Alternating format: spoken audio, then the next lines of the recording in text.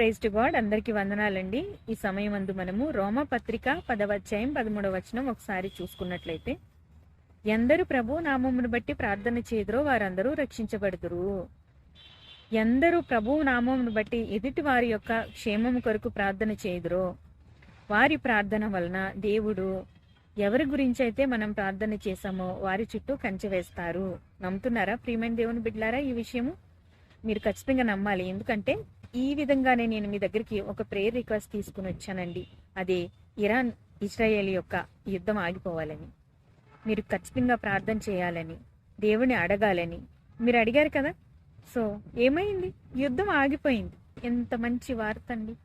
అందుకని మనము ప్రార్థన చేయబద్దులమై ఉన్నాము. 10వ అధ్యాయము పైకెళ్ళి మనం ఆలోచిస్తే, ఇజ్రాయేలీలు రక్షించబడాలని నా హృదయాభిలాష.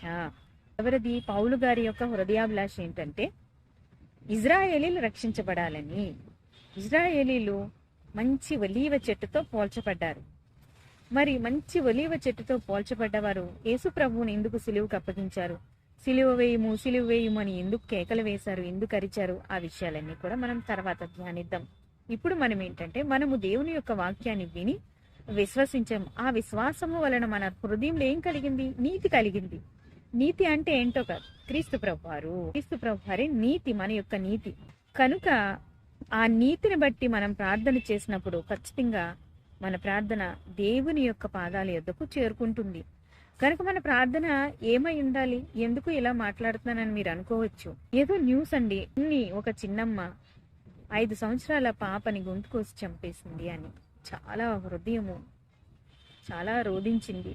అలాగే ఈ లోకంలో కరువైపోయింది ప్రేమ, అనురాగం, క్షమాపణ, తగ్గించుకోవడం, ఇవేం లేవు. కనుక మనము ప్రభువు నామమును బట్టి ప్రార్థన చేయాల్సింది ఏంటంటే, ఒక దుర్మార్గురాలి వల్ల అమాయకులు బాధపరచబడకూడదు. ఇజ్రాయెల్ ఇరాన్ యుద్ధం ఆగిపోయినందుకు మీరు ప్రార్థన చేసినందుకు మీకు చాలా వందనాలు తెలియజేసుకుంటూ దేవుని నామాన్ని మహింపరుస్తూ వందనాలు.